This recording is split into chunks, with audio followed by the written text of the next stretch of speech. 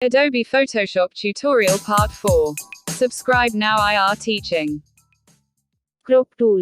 crop tool என்பது இமேஜில் உங்களுக்கு தேவையான ஒரு பகுதியை மட்டும் தனியாக கட் செய்து அதனை மட்டும் தனியாக ஒரு இமேஜ் ஆக மாற்ற உதவுகிறது. ஃபைல் மென்யூ ஓபன் ஆப்ஷன் மூலம் ஒரு இமேஜை போட்டோஷாப் சாஃப்ட்வேர்க்குள் உள்ளே கொண்டு வர வேண்டும். crop tool செலக்ட் செய்து மவுஸால் கிளிக் செய்ய வேண்டும்.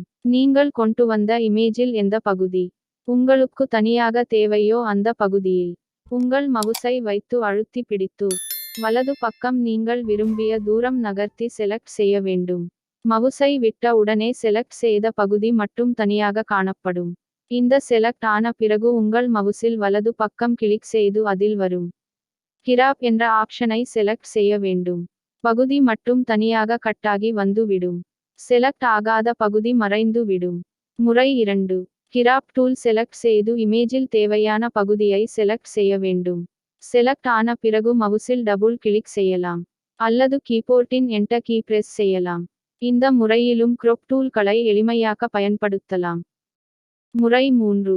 இந்த முறையில் இமேஜ் crop செய்வதற்கு ஹைட், விட்த், ரெசல்யூஷன் வேல்யூகள் நாமே கொடுத்து இமேஜை கிராப் செய்யலாம். இந்த முறையில் இமேஜை கிராப் செய்யும்போது மிக துல்லியமான அமைப்பில் இமேஜ் கிராப் ஆகும். height 2 inches, width 2 inches, resolution value 100 கொடுத்துவிட்டு மவுஸ் மூலமாக இமேஜை செலக்ட் பின் என்டர் கொடுக்க வேண்டும். இப்போது தேவையான அளவுக்கு இமேஜ் அமைந்திருக்கும். இமேஜ் உடைய குவாலிட்டி அதிகமாக வேண்டும் என்றால் ரெசொல்யூஷன் வேல்யூவை அதிகரித்து கொடுக்கலாம். ரெசல்யூஷன் வேல்யூவை அதிகரிக்கும் பொழுது இமேஜ் சைஸ் அதிகரிப்பதை பார்க்கலாம். இந்த முறையில் கிராப் செய்யும்போது இமேஜ் சைஸ், குவாலிட்டி சரியான முறையில் அமைக்கலாம்.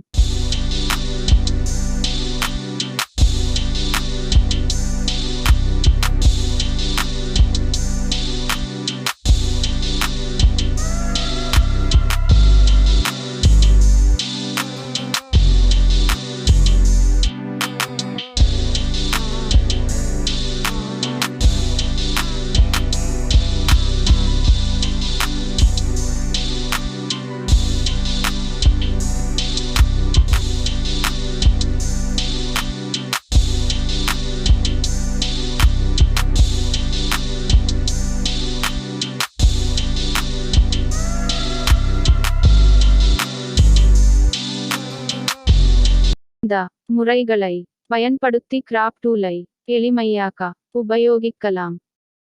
Slice tool. இந்த ஸ்லைஸ் டூல் என்பது இன்டர்நெட் பயன்பாட்டிற்காக இமேஜை சிறு சிறு பகுதிகளாக கட் செய்து அந்த ஒவ்வொரு பகுதிகளும் ஒரு இணையதளத்தின் முகவரியை செட் செய்த பிறகு அதை நாம் உருவாக்கும் இணையதளத்தில் பதிவேற்ற உதவுகிறது. அதாவது வெப் டிசைன் செய்யும் போது இமேஜை அப்லோட் செய்யும் தருவாயில் லோடிங் டைம் அதிகமாகும்.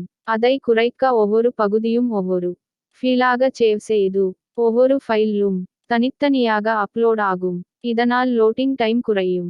ஃபைல் மெனு கிளிக் செய்து open option Ctrl+O shortcut key edit செய்து வைத்துள்ள இமேஜ் செலக்ட் செய்ய வேண்டும். லேயர் லாக்கை டபுள் கிளிக் செய்து ரிமூவ் செய்ய வேண்டும். ஸ்லைஸ் டூல் செலக்ட் செய்த இமேஜில் சிறு சிறு பகுதிகளாக செலக்ட் செய்ய வேண்டும். இமேஜ் குவாலிட்டி அதிகமாக இருந்தால் அதிகமான துண்டுகளாக கட் செய்ய வேண்டும்.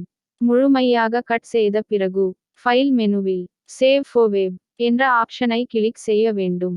Alt+Shift+Ctrl+S ஷார்ட்கட் கீ புதியதாக விண்டோ ஓபன் ஆகும்.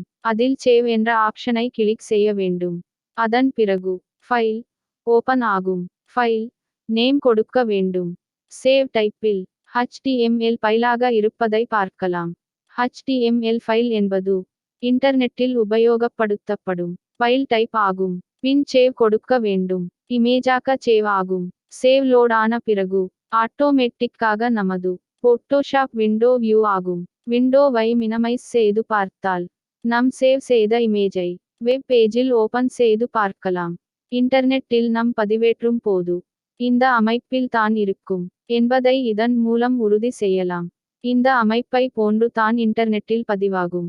கட் செய்த இமேஜ்கள் சிறு சிறு துண்டுகளாக தனியாக நியூ போல்டரில் சேவ் ஆகி இருக்கும். எத்தனை துண்டுகள் கட் செய்தோமோ அனைத்தும் சேவ் ஆகி இருக்கும்.